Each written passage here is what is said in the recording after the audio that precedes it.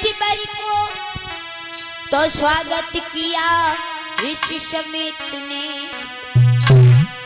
पद पंकज पर मस्तक धर कर आगे से लिया गुरुतम ने।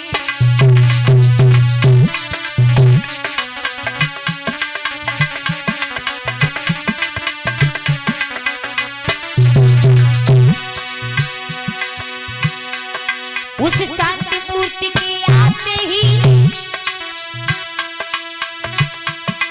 आप ही शांति दर्शाने लगी, राजा के मन में अंश में दूसरी लहर लहराने लगी।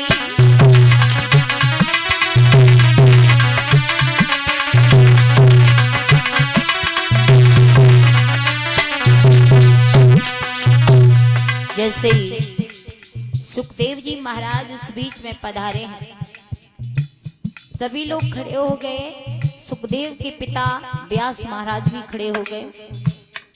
शांति सी आ गई है सारी ऋषि जनों में। हुआ ऐसा, बोले हे देवो सुखदेव, बालक ही अभी कहाते पराशर व्यास देव मंडल में आते जाते।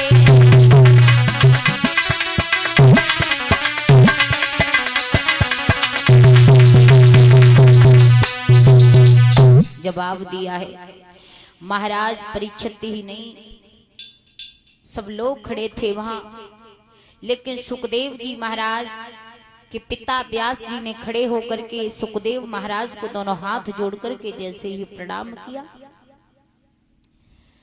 और जब अपने पुत्र को एक पिता ने प्रणाम किया है तो महाराज परीक्षित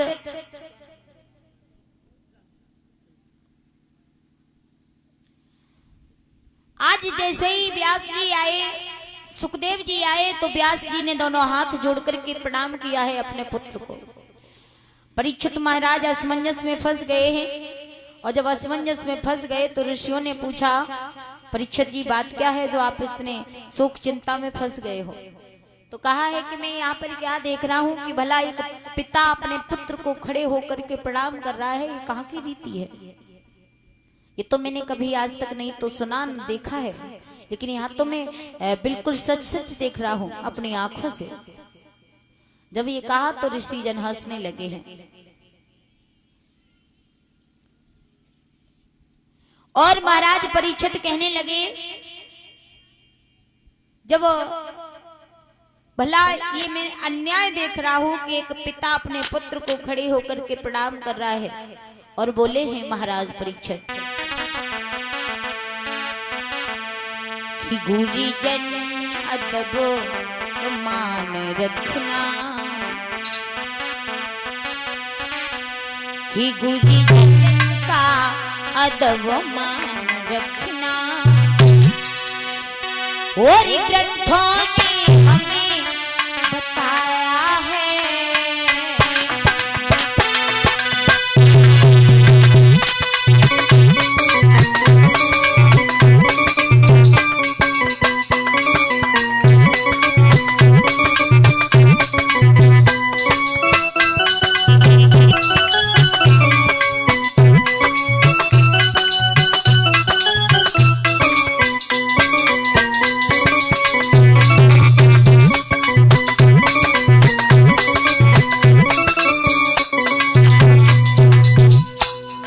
जवाब दिया महाराज परीक्षित ने,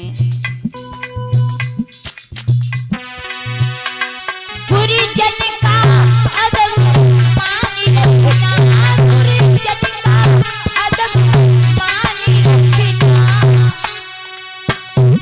संतों ने हमें बताया है।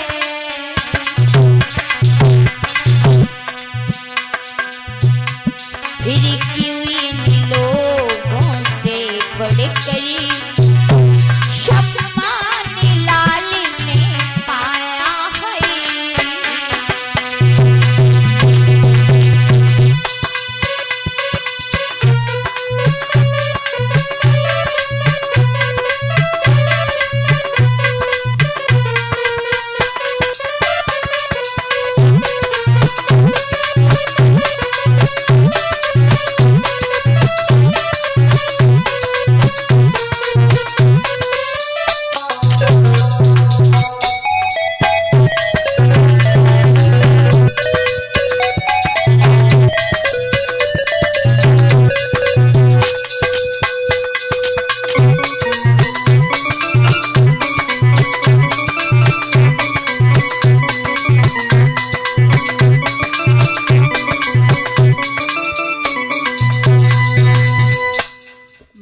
भक्तजनों,